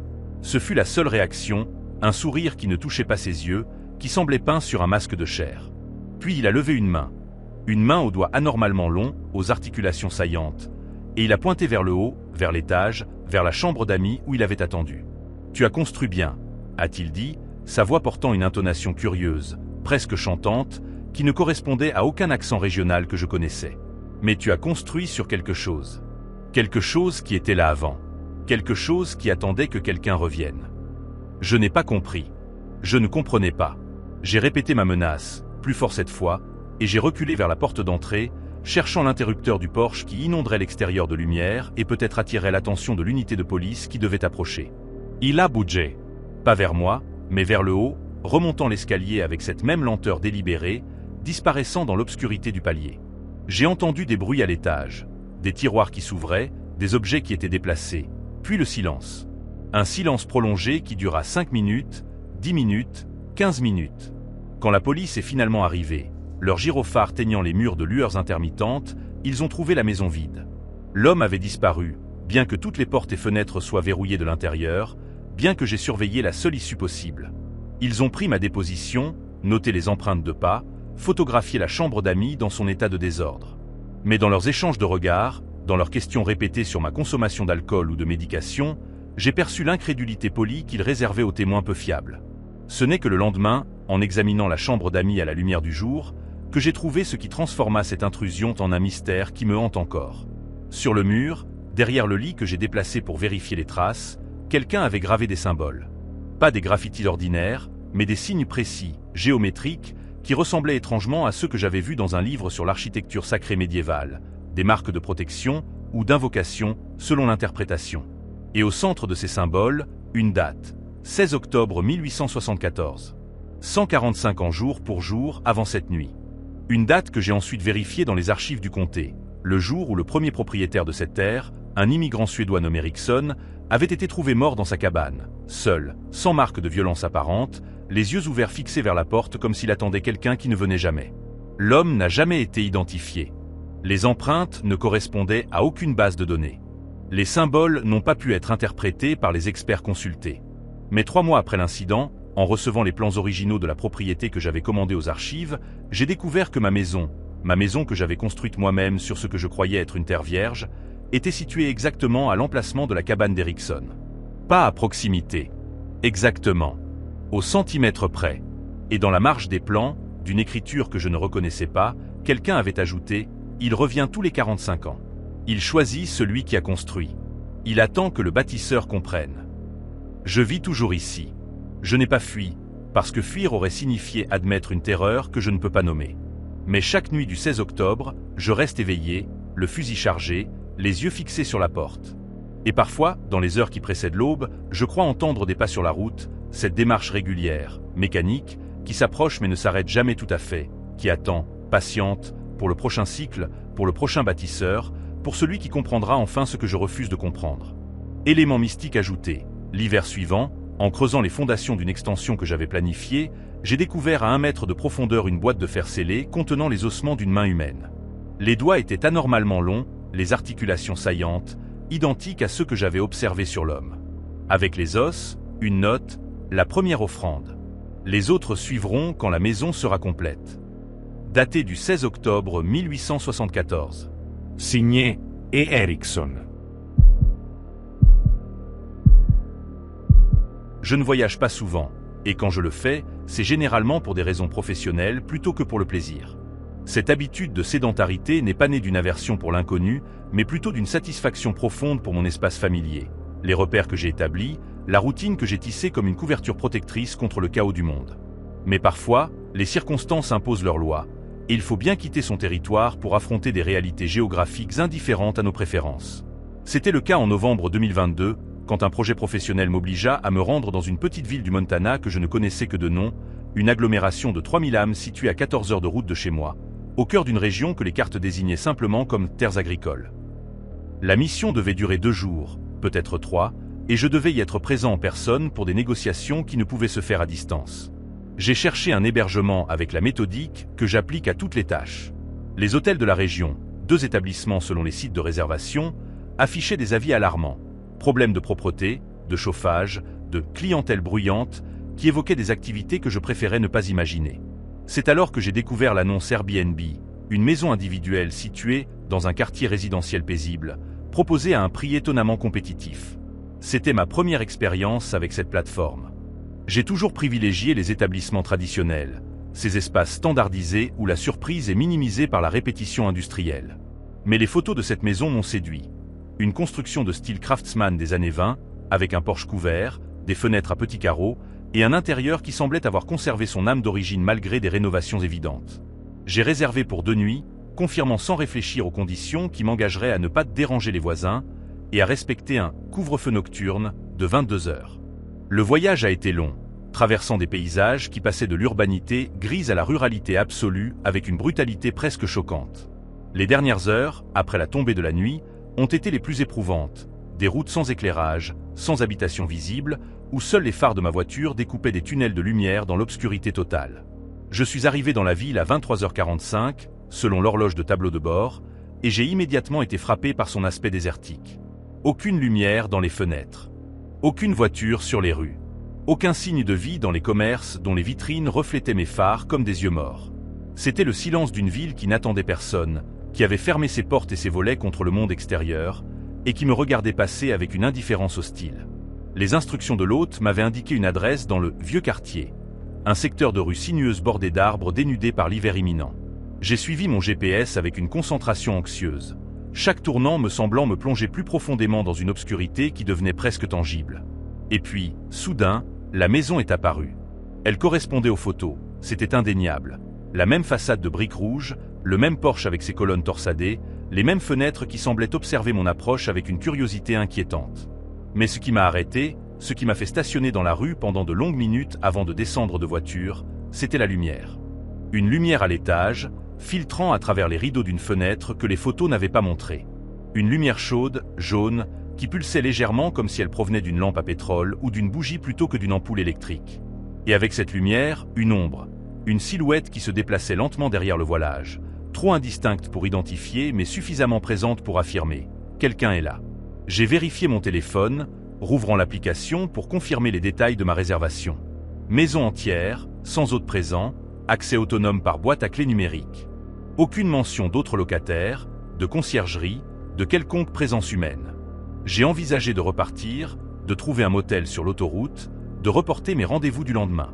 Mais la fatigue de 14 heures de conduite, la pluie qui recommençait à tomber, et cette obstination ridicule qui me pousse toujours à honorer mes engagements m'ont poussé à sortir de la voiture. La boîte à clés était aux promises, dissimulée dans un faux rocher près de la porte d'entrée. Le code a fonctionné, révélant une clé ancienne, lourde, d'un type que je n'avais jamais vu. Pas la reproduction standard des serrures modernes, mais quelque chose qui semblait authentique, historique, peut-être original à la construction de la maison. Je l'ai inséré dans la serrure avec une difficulté inattendue, la tournant jusqu'à entendre le déclic sourd du mécanisme cédant. L'intérieur m'a accueilli avec une chaleur surprenante, presque oppressante. Le chauffage était réglé à 24 degrés, bien au-delà de mon confort habituel, et l'air portait une odeur que je ne pouvais identifier. Un mélange de lavande, de cire d'abeille et de quelque chose de plus sombre, de plus organique, qui évoquait les caves de ma grand-mère où les conserves vieillissaient depuis des décennies. J'ai déposé mes bagages dans l'entrée, observant l'espace qui s'offrait à moi. Le salon était fidèle aux photos, avec son canapé Chesterfield, sa bibliothèque chargée de livres anciens, sa cheminée où des bûches étaient prêtes à être allumées. Mais les détails que les photos n'avaient pas capturés me troublaient. Les rideaux étaient tirés sur toutes les fenêtres, bien que l'obscurité extérieure ne justifiât pas cette précaution. Une horloge ancienne, pendue au mur, marquait minuit 10 bien que mon téléphone indiqua 23h50. Et sur la table basse, un verre d'eau à moitié plein, la condensation sur les parois suggérant qu'il avait été posé là récemment. J'ai monté l'escalier avec une lenteur mécanique, attiré par cette lumière que j'avais vue de l'extérieur. Le palier débouchait sur 3 portes, 2 chambres et une salle de bain, selon l'annonce. La lumière provenait de la chambre la plus éloignée, celle que l'hôte avait décrite comme non incluse dans la location, espace de rangement. La porte était entr'ouverte et à travers l'interstice, je pouvais voir la source de l'éclat. Une lampe à pétrole, posée sur une commode, avec une mèche qui dansait dans un courant d'air imperceptible. J'ai poussé la porte. La pièce était vide de tout mobilier sauf cette commode et un lit ancien, recouvert d'un drap blanc qui semblait flotter légèrement, comme si quelqu'un venait de s'enlever. La fenêtre était ouverte, malgré la pluie qui entrait par bouffées, et sur le rebord, des empreintes de pas, des empreintes nues, humides, menant de la fenêtre vers le lit puis disparaissant.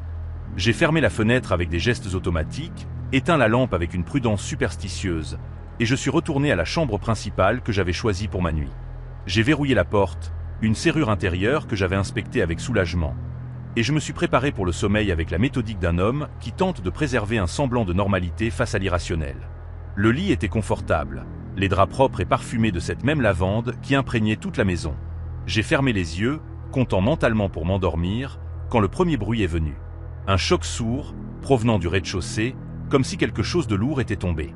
J'ai ouvert les yeux dans l'obscurité, tendant l'oreille vers le silence qui suivait. Rien. Puis un autre bruit, cette fois plus proche. Des pas dans l'escalier, des pas qui ne cherchaient pas à se dissimuler, qui montaient avec une lenteur délibérée, presque cérémonielle. Je me suis assis dans le lit, cherchant mon téléphone sur la table de nuit. L'écran indiquait minuit 23, l'heure de l'horloge du salon, pas celle de mon téléphone. Les pas se sont arrêtés devant ma porte. J'ai pu voir l'ombre sous le chambranle, une ombre qui ne bougeait pas, qui attendait avec une patience inhumaine. « Il y a quelqu'un » ai-je appelé, ma voix plus ferme que je ne le ressentais. « Cette chambre est occupée. » J'ai loué la maison entière. Le silence a persisté, puis une voix masculine, jeune, avec une intonation curieusement plate, a répondu « Je sais. C'est pourquoi je suis là. Pour vérifier que tu es bien celui qui devait venir. » J'ai demandé ce qu'il voulait dire, qui il était, pourquoi il était dans cette maison. La voix a ignoré mes questions, poursuivant comme si elle récitait un texte appris. La dernière fois, ce n'était pas le bon. Il est parti avant que je puisse vérifier. Tu ne partiras pas. Tu es le bon. Je le sens. Les pas se sont éloignés, redescendant l'escalier avec cette même régularité mécanique. J'ai attendu, le souffle suspendu, jusqu'à ce que le silence soit total. Puis j'ai entendu la porte d'entrée s'ouvrir et se refermer, et le grincement de la boîte à clés que je croyais unique à ma possession. Je suis resté éveillé jusqu'à l'aube, les yeux fixés sur la porte verrouillée, le téléphone serré dans ma main comme une amulette. À 6 heures, quand la lumière grise du Montana hivernal a commencé à filtrer par les rideaux, j'ai osé descendre. La maison était vide, inchangée, mais sur la table du salon où je n'avais rien posé, une clé avait été laissée. Une clé identique à celle que j'avais trouvée dans la boîte, mais plus ancienne, plus usée, avec une étiquette de cuir portant mon nom écrit d'une main que je ne reconnaissais pas. J'ai quitté la maison à 7h30, sans prendre de douche, sans déjeuner, sans regarder derrière moi. J'ai conduit jusqu'à la ville voisine, trouvé un motel anonyme, et j'ai appelé la plateforme pour signaler l'incident. L'opératrice a consulté ses dossiers, et son silence avant de répondre m'a glacé. Selon leur registre, cette maison n'avait pas été louée depuis 6 mois. Le propriétaire avait suspendu les locations après des problèmes avec le dernier locataire. Mon paiement avait été effectué, mais vers un compte qui n'existait plus, géré par quelqu'un qui n'était pas le propriétaire légal. La police du comté a fait une visite de courtoisie, trouvant la maison vide, propre, sans signe d'intrusion. Les empreintes dans la chambre du haut avaient disparu, ou peut-être n'avaient-elles jamais existé que dans ma mémoire traumatisée. Mais ce que je n'ai pas mentionné dans ma déposition, ce que je n'ai osé formuler qu'à moi-même dans les mois qui ont suivi, c'est ce que j'ai trouvé en rentrant chez moi, dans ma valise que j'avais pourtant verrouillée et surveillée constamment. Une photographie, noir et blanc, vieille de plusieurs décennies selon l'aspect du papier. Elle montrait cette même maison, ce même porche, avec un homme debout sur le seuil.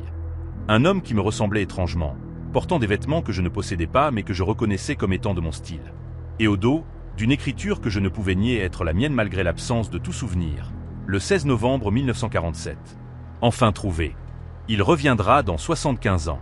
Je serai prêt. Je n'ai jamais reçu d'explication. L'enquête de la plateforme a conclu à une erreur technique, un piratage de compte, des formulations rassurantes qui ne touchaient pas à l'essentiel. Mais chaque année, le 16 novembre, je reçois un email anonyme. Aucune adresse d'expéditeur, aucune possibilité de réponse. Contenant simplement une photo de cette maison, prise de l'extérieur, avec une lumière à l'étage. Et chaque année, sur cette photo, je distingue un peu plus clairement la silhouette derrière la fenêtre.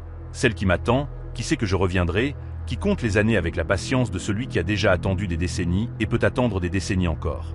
Élément mystique ajouté, 2 ans après l'incident, en triant des documents familiaux pour une généalogie que ma mère avait entreprise, j'ai découvert que mon arrière-grand-père, disparu mystérieusement en 1947, avait été photographe amateur dans le Montana. Parmi ces négatifs conservés aux archives régionales, une série de clichés de cette même maison, pris entre 1945 et 1947. Sur le dernier, daté du 15 novembre 1947, on le voit lui. Je le reconnais à sa posture, à sa silhouette, debout sur le porche, regardant vers la fenêtre de l'étage où une ombre se profile. La légende au crayon, de sa main, « Demain, j'entre. Demain, je saurai. » Il n'a jamais été revu vivant. Il y a 3 ans, presque jour pour jour, j'ai vécu une expérience qui a transformé ma perception de l'intimité, de la sécurité et de ce que signifie vraiment être seul. Je ne parle pas de solitude. cette compagne familière que beaucoup d'entre nous cultivent avec une ambivalence complexe, mais d'une intrusion si fondamentale, si violente dans son caractère invisible, qu'elle a ébranlé les fondements même de ma confiance dans l'espace clos. J'avais 31 ans à l'époque, établi dans une carrière qui me permettait de travailler à distance la majeure partie du temps, avec des déplacements occasionnels pour des réunions que la technologie ne pouvait remplacer. Mon frère cadet, que je n'avais pas vu depuis 18 mois en raison de la distance géographique, il vivait à 6 heures de route dans une autre région, m'avait invité à passer quelques jours chez lui pour célébrer son 30e anniversaire. Il habitait un appartement d'une chambre dans un immeuble récent, un espace fonctionnel mais manifestement inadapté à l'hébergement d'invités, surtout pour une durée de plusieurs nuits. J'ai donc cherché un logement alternatif, découvrant par hasard une annonce pour une maison de location située à quelques rues seulement de son appartement. Le prix était étonnamment compétitif, inférieur à celui des hôtels de la zone, et les photos montraient un espace modeste mais fonctionnel. Un salon avec canapé-lit, une cuisine équipée, une chambre avec lit double, et ce que l'annonce décrivait comme une salle de bain rénovée récemment. J'ai réservé pour 3 nuits, confirmant par email avec le propriétaire qui s'identifiait simplement comme Monsieur Kowalski. Un nom qui ne m'a pas paru étrange à l'époque, mais qui, rétrospectivement, porte une sonorité presque trop parfaite, trop neutre, trop conçue pour être mémorable. Je suis arrivé en ville le jeudi matin, après une conduite nocturne que j'avais préférée pour éviter le trafic. J'ai rencontré mon frère pour un déjeuner prolongé, nous rattrapant des mois de silence avec cette frénésie communicative propre aux retrouvailles. Vers 16 heures, fatigué par la route et la conversation, je me suis présenté à l'adresse de la location. La maison était un bungalow des années 60. Situé dans une rue d'arbres matures où les voitures étaient stationnées avec la désinvolture de ceux qui ne craignent ni le vol ni la contrainte. J'ai récupéré la clé dans la boîte à lettres, comme convenu, et je suis entré. L'intérieur correspondait aux photos, avec cette déception légère que provoque toujours la confrontation avec la réalité après l'optimisme des images numériques. Le canapé était plus usé, la cuisine plus étroite, la lumière naturelle plus limitée par les constructions voisines. Mais c'était propre, fonctionnel, adéquat pour mes besoins. J'ai installé mes affaires dans la chambre, remarquant en passant que le placard était verrouillé. Une précaution contre le vol, supposais-je, ou peut-être simplement une réparation non finalisée. La soirée a été consacrée à mon frère. Nous avons dîné dans un restaurant bruyant, puis avons erré dans les rues de sa ville nouvelle qu'il me faisait découvrir avec l'enthousiasme du converti. Je suis rentré vers 22h30, la maison de location m'accueillant avec son silence et sa légère odeur de renfermé caractéristique des espaces peu ventilés. Je me suis préparé pour la nuit avec la routine d'un homme qui voyage fréquemment. Vérification des serrures, mise en place du téléphone de secours, positionnement des chaussures près du lit pour une évacuation rapide si nécessaire. Je me suis couché vers 23h, épuisé par les 48 heures précédentes de veille et de conduite. Le sommeil m'a emporté rapidement, profondément, sans rêve dont je me souvienne. Et puis, l'éveil. Je ne sais pas quelle heure il était. L'obscurité dans la chambre était totale, celle d'une ville sans pollution lumineuse directe, où seuls les photons filtrants par les interstices des rideaux permettent de distinguer la forme des meubles. Je me suis réveillé avec cette certitude immédiate, pas lente, pas progressive, mais instantanée comme un interrupteur actionné, que je n'étais pas seul. Le son qui m'avait réveillé, je l'ai identifié rétrospectivement. Une porte qui se referme, ce déclic sourd du loquet s'engageant dans le gâche, suivi du grincement presque imperceptible du chambranle qui se déforme légèrement sous la pression. Pas la porte de la chambre. J'aurais senti le mouvement d'air, la vibration du plancher. Une autre porte, dans une autre partie de la maison. Je suis resté immobile dans le lit, les yeux ouverts dans l'obscurité, tendant tous mes sens vers l'espace au-delà de la porte de ma chambre. Des pas dans le couloir, des pas qui ne cherchaient pas à se dissimuler mais qui ne se précipitaient pas non plus. Une démarche mesurée, presque contemplative, comme celle de quelqu'un qui explore un espace familier avec une curiosité renouvelée. Les pas se sont arrêtés devant ma porte. J'ai pu sentir la présence au-delà du panneau de bois, cette perception étrange que nous avons tous eu un jour. La conscience qu'un autre corps respire, émet de la chaleur, occupe l'espace d'une manière qui modifie subtilement la pression atmosphérique. J'ai retenu mon souffle. Les pas se sont éloignés, redescendant le couloir vers le salon. J'ai entendu des mouvements, le froissement d'un tissu, le cliquetis d'un objet posé sur une surface dure, puis le silence. Un silence prolongé, tendu, qui a duré selon mon estimation subjective au moins 10 minutes. Puis la porte d'entrée, celle-ci distinctement identifiable par son grincement caractéristique, s'est ouverte et refermée avec une lenteur délibérée. Je me suis levé avec des jambes qui tremblaient, cherchant mon téléphone pour éclairer l'espace. La maison était vide, évidemment, mais pas inchangée. Sur la table du salon, où je n'avais rien posé, se trouvait un verre d'eau à moitié plein, la condensation sur les parois indiquant qu'il avait été rempli récemment. Le canapé présentait une indentation fraîche, celle d'un corps s'étant reposé là. Et sur le rebord de la fenêtre de la cuisine, une empreinte de main dans la poussière. 5 doigts, parfaitement espacés, comme si quelqu'un s'était accoudé pour observer la rue. J'ai appelé la police avec une voix que je ne reconnaissais pas, aiguë, haletante. Ils sont arrivés en 20 minutes. Un temps que j'ai trouvé interminable, mais qui, rétrospectivement, témoigne d'une réactivité honorable pour une ville de cette taille. Ils ont inspecté la maison, noté les indices de présence, pris ma déposition avec cette politesse professionnelle qui masque l'incrédulité. Aucune effraction visible. Aucun objet manquant. Aucune menace directe. Leur conclusion, formulée avec une prudence diplomatique. Probablement un squatteur occasionnel, un sans-abri qui connaissait les propriétés vacantes de la zone, une intrusion sans gravité qui ne justifiait pas une enquête approfondie. Je suis resté cette nuit, parce que fuir aurait signifié admettre une vulnérabilité que je n'étais pas prêt à reconnaître. Mais je n'ai pas dormi, restant éveillé dans le lit avec le téléphone serré dans ma main, les yeux fixés sur la porte verrouillée. Le lendemain matin, j'ai contacté le propriétaire, M. Kowalski, selon l'email que j'avais conservé, pour lui signaler l'incident. Sa réponse, arrivée après plusieurs heures, était brève, presque sèche. Il avait changé le code de la serrure numérique extérieure, m'assurant que personne ne pourrait plus entrer sans autorisation. Aucune explication sur la présence de l'intrus, aucune excuse pour la faille de sécurité, aucune suggestion d'annulation de ma location. J'ai passé la journée avec mon frère, tentant de me comporter normalement, de participer à ses plans d'anniversaire avec l'enthousiasme qui l'attendait.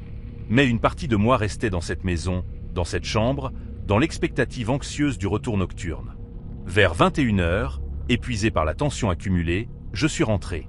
La nouvelle serrure fonctionnait, j'ai vérifié 3 fois, et l'intérieur semblait inchangé, vide, silencieux. Je me suis préparé pour la nuit avec une ritualisation accrue, vérifiant chaque placard, chaque recoin, chaque espace où un corps pourrait se dissimuler. La salle de bain, que j'avais négligée la veille, m'a particulièrement préoccupé. Une pièce étroite avec une baignoire à rideaux, un espace parfait pour l'attente patiente. Je l'ai inspecté avec la minutie d'un détective, tirant le rideau avec une violence qui a arraché un anneau de la tringle. Rien. Personne. La maison était vide, je le savais intellectuellement, mais le savoir ne suffisait pas à apaiser la terreur somatique qui me parcourait. Je me suis couché vers 23h, le téléphone sous l'oreiller, la lumière de la salle de bain laissée allumée avec la porte entrouverte pour créer une zone de pénombre rassurante. Le sommeil m'a emporté malgré moi, la fatigue physique finissant par l'emporter sur la vigilance anxieuse. Et puis, encore, l'éveil. Cette fois, pas de bruit de porte, pas de pas dans le couloir. Un son différent, plus proche, plus intime, une respiration. Une respiration qui n'était pas la mienne, provenant de l'intérieur même de la chambre, d'un espace que j'avais pourtant inspecté, vérifié, sécurisé. J'ai ouvert les yeux dans l'obscurité, cherchant la source du son. La pénombre de la salle de bain éclairait faiblement l'espace, révélant les contours familiers de mes affaires, du mobilier, des murs. Mais quelque chose avait changé. Le placard, celui qui avait été verrouillé lors de mon arrivée, était ouvert. Pas grand ouvert, mais suffisamment pour que je puisse voir l'intérieur, et l'intérieur me regardait. Un visage.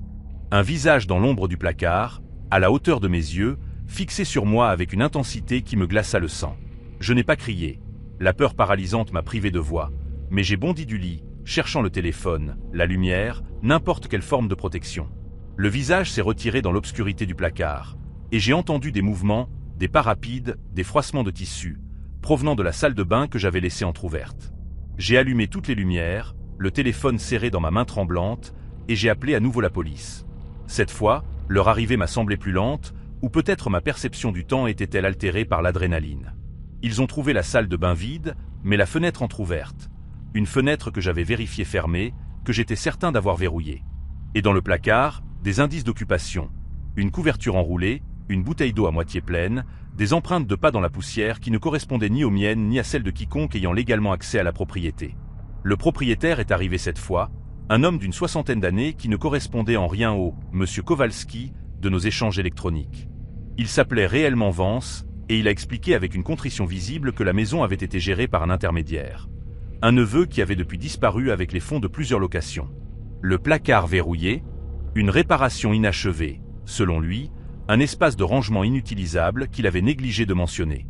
Mais dans ses yeux, dans sa voix trop rapide, trop défensive, j'ai perçu quelque chose d'autre, la peur ou peut-être la connaissance. J'ai quitté la maison cette nuit-là, trouvant un hôtel où le personnel de nuit a poliment ignoré mon état secondaire. Les vêtements en désordre, les yeux cernés, les mains qui tremblaient encore. Je n'ai pas revu mon frère pour le reste de son anniversaire, prétextant une urgence professionnelle qui nous a tous deux soulagés de la nécessité de maintenir les apparences. Ce que je n'ai jamais raconté à la police, ce que je n'ai osé formuler qu'à moi-même dans les mois qui ont suivi, c'est ce que j'ai vu dans ce placard, dans ce visage qui m'observait. Ce n'était pas le visage d'un sans-abri, d'un squatteur opportuniste, d'un voleur amateur. C'était un visage que j'avais déjà vu, sur la photo de l'annonce Airbnb, dans le coin d'une image montrant le salon, flou, partiellement caché par un rideau, mais indéniablement présent. Le même homme, la même expression vide, la même posture d'attente patiente. Et ce qui me hante encore, ce qui me réveille parfois en sursaut des années plus tard, c'est la réalisation que j'avais inspecté ce placard. Que j'avais vérifié la serrure, constaté qu'elle était bloquée, supposé qu'elle était inaccessible. Que l'homme qui y habitait, car c'est ainsi que je pense désormais à cette présence, non comme un intrus mais comme un habitant, un occupant légitime d'un espace que je croyais loué, était là avant moi, pendant moi, après moi. Qu'il m'avait observé m'endormir, m'éveiller, me déshabiller, me laver, avec cette patience inhumaine des prédateurs qui n'ont pas besoin de se précipiter parce qu'ils savent que la proie ne peut pas s'échapper. Je n'ai jamais obtenu d'explication sur l'identité de cet homme, sur la durée de sa présence dans cette maison, sur le nombre de locataires qu'il avait accueillis avant moi. La police a classé l'affaire, le propriétaire a vendu la propriété, la plateforme a supprimé l'annonce. Mais parfois, la nuit, quand je séjourne dans un hôtel anonyme, une location temporaire, n'importe quel espace qui n'est pas le mien, je regarde les placards avec une méfiance obsessionnelle. Et je me demande combien d'entre eux contiennent un observateur patient, attendant que la lumière s'éteigne, que la respiration devienne régulière, que la porte s'ouvre sur l'obscurité propice.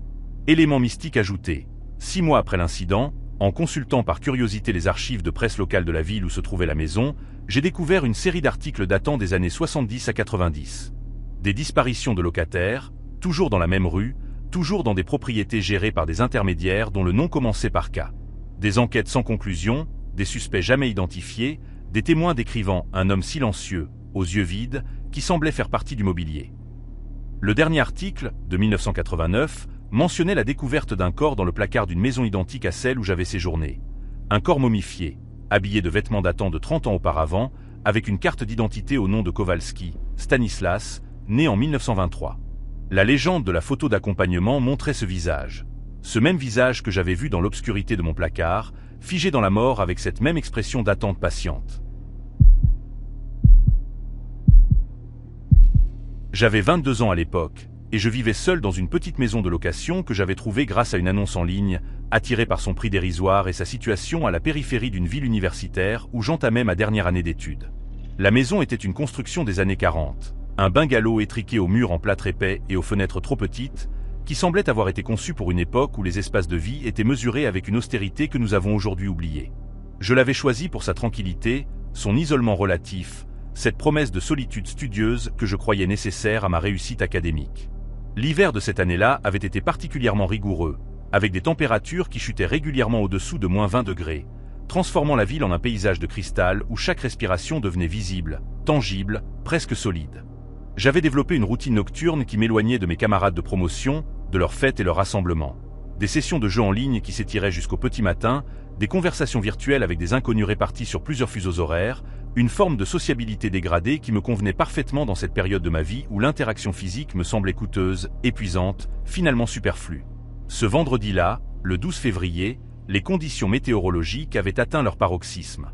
Une tempête de neige s'était abattue sur la région depuis 24 heures, accumulant plus de 40 cm de précipitations et transformant les rues en canyons blancs où seuls les véhicules équipés de chaînes osaient s'aventurer. J'étais parfaitement isolé, exactement comme je le souhaitais, avec des provisions suffisantes pour tenir plusieurs jours et cette certitude rassurante que personne ne viendrait me déranger, que personne ne pouvait venir me déranger. Vers 21 heures, alors que je terminais une partie particulièrement intense avec mes amis virtuels, j'ai entendu le premier bruit. Un choc sourd, provenant de l'étage supérieur. Ou plutôt de ce que je croyais être l'étage supérieur, car la maison n'avait officiellement qu'un seul niveau, avec une chambre et une salle de bain sous le toit en pente que j'occupais. Le bruit était distinct, métallique, comme si quelque chose de lourd avait heurté une surface dure. Mes amis en ligne l'avaient entendu aussi, à travers mon casque micro, et leurs questions inquiètes m'ont forcé à admettre ce que je préférais nier. Il y avait quelque chose dans ma maison, ou sur ma maison, qui ne faisait pas partie de ma vie normale. J'ai d'abord supposé un problème structurel, une conséquence de la tempête. La neige s'accumulant sur le toit plat, peut-être, créant des contraintes que la vieille charpente peinait à supporter. Ou un animal, un raton laveur, un écureuil, qui avait trouvé refuge contre l'élément déchaîné. J'ai quitté ma position devant l'écran, grimpé l'escalier étroit qui menait à ma chambre, et j'ai inspecté l'espace avec la lampe de mon téléphone. Rien. Aucune trace d'infiltration, aucun signe de détérioration, aucune présence animale. Le bruit ne s'était pas répété, et mes amis, rassurés par mon retour, ont vite oublié l'incident. Mais à 23h30, alors que je m'apprêtais enfin à interrompre ma session pour me coucher, le bruit est revenu. Cette fois, plus fort, plus proche, et avec une qualité différente. Pas le choc mat d'un impact, mais un grincement prolongé, comme du bois sous tension, comme une structure qui cède progressivement sous une pression persistante. Et il provenait d'au-dessus de ma tête, d'un espace que je n'avais jamais considéré comme accessible, comme habitable, comme existant. Je savais, intellectuellement, que les maisons de cette époque et de ce style possédaient parfois des espaces de rangement sous les toits, des greniers impropres à l'habitation mais utilisés pour stocker les objets saisonniers, les souvenirs familiaux, les débris accumulés d'une vie. Mais je n'avais jamais vu d'accès à un tel espace dans cette maison. Aucune trappe visible, aucune échelle escamotable, aucune indication architecturale suggérant un volume au-delà de ce que j'occupais. J'avais supposé, sans y réfléchir vraiment, avec cette paresse cognitive que nous appliquons aux détails que nous jugeons sans importance, que le toit était simplement isolé, fermé, vide. Le grincement a persisté, rythmé, presque méthodique.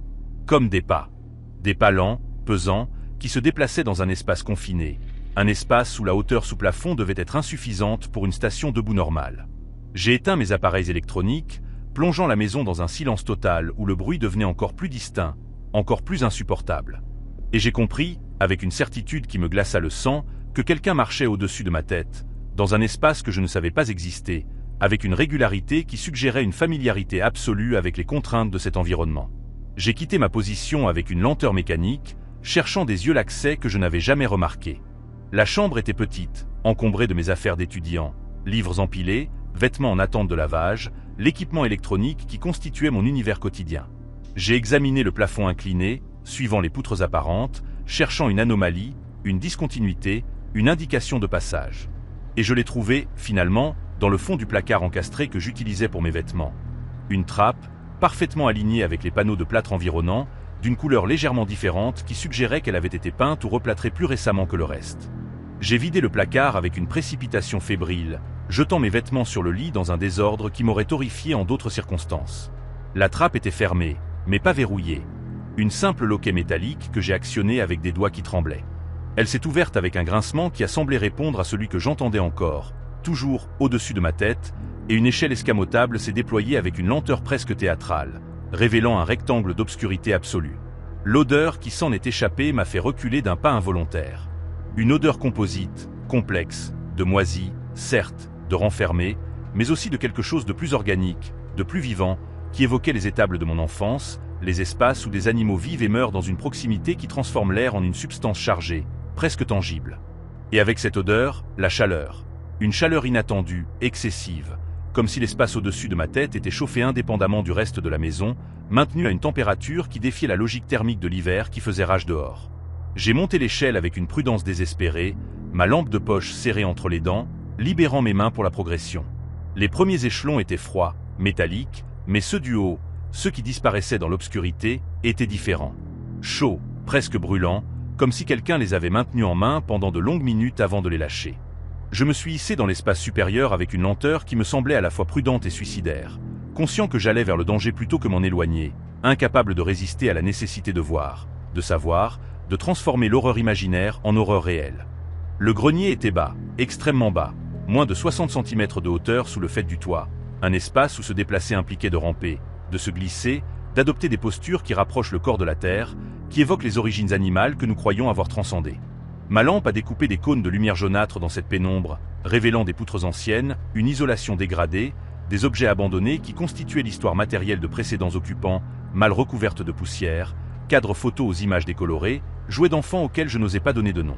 Et au centre de cet espace, sous une lucarne que je n'avais jamais remarquée de l'extérieur, une lucarne dissimulée par la configuration du toit, invisible de la rue, de la cour, de tout point de vue normal, une silhouette. Un homme. Un homme qui se tenait à quatre pattes, la tête tournée vers moi avec une fluidité qui défiait l'anatomie humaine, comme si son cou possédait des articulations supplémentaires, des degrés de liberté que la nature n'avait pas prévus. Ses yeux reflétaient la lumière de ma lampe avec une intensité qui n'était pas normale. Pas le simple effet rétinien des yeux d'animaux nocturnes, mais quelque chose de plus actif, de plus conscient, qui suggérait que la réflexion provenait d'une source interne plutôt que d'une simple réaction optique. Il était nu, ou presque, vêtu de haillons indéfinissables qui semblaient avoir fusionné avec sa peau par des années de contact continu, de sueur, de saleté accumulée. Son corps était maigre, décharné, avec des proportions qui semblaient faussées par la perspective du grenier bas, mais qui, je le compris rapidement, étaient réellement anormales. Des membres trop longs, un torse comprimé, une tête qui paraissait trop massive pour le coup qui la supportait. Et sa posture, cette posture à quatre pattes, n'était pas celle d'un homme qui rampe par nécessité, mais celle d'un animal qui a adopté cette démarche comme sa norme, sa nature, son état naturel. Nous sommes restés immobiles, l'homme et moi, dans cette lumière artificielle qui semblait n'appartenir à aucun des deux mondes.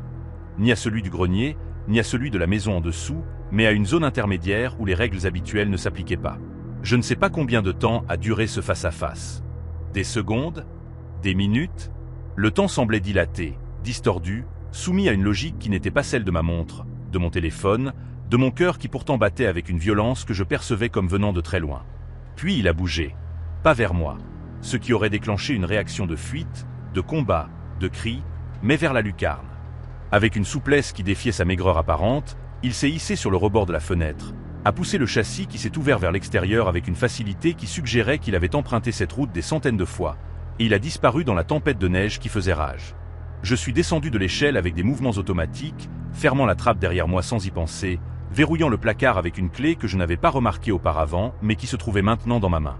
Je suis sorti de la maison, la tempête, la nuit, le froid mordant me semblant soudainement préférable à l'enclos que j'avais croyu sûr.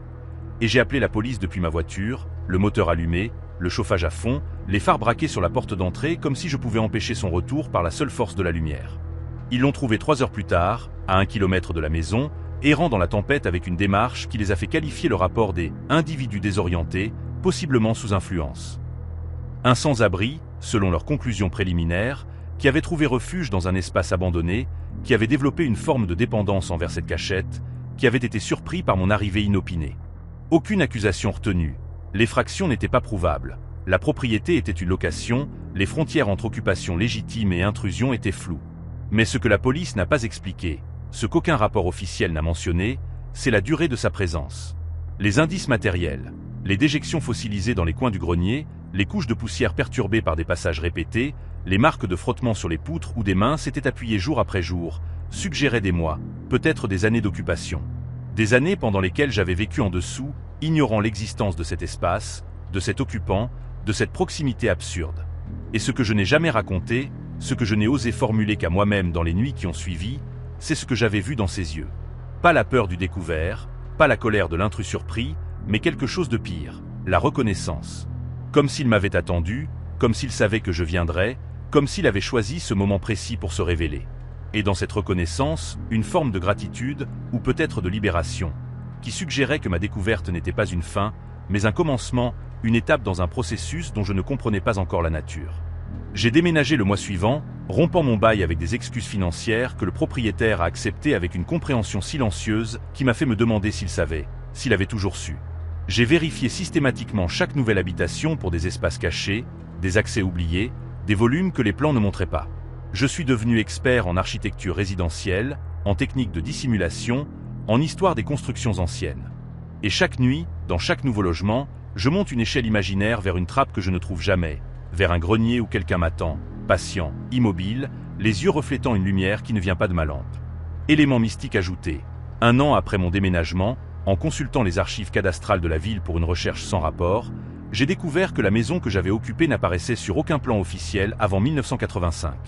Pourtant, les matériaux de construction, analysés par curiosité par un ami architecte, dataient des années 40. Et dans les archives du journal local, j'ai trouvé un article de 1939 décrivant la disparition d'un ouvrier du bâtiment, Stanislas Kowalski, lors de la construction d'une maison dans ce même secteur. Son corps n'avait jamais été retrouvé. La description de l'homme que j'avais vu dans le grenier correspondait à la photographie publiée avec l'article, y compris la posture à 4 pattes qu'on lui attribuait dans les rumeurs locales, comme s'il avait été conçu pour vivre dans des espaces où les hommes normaux ne pouvaient respirer.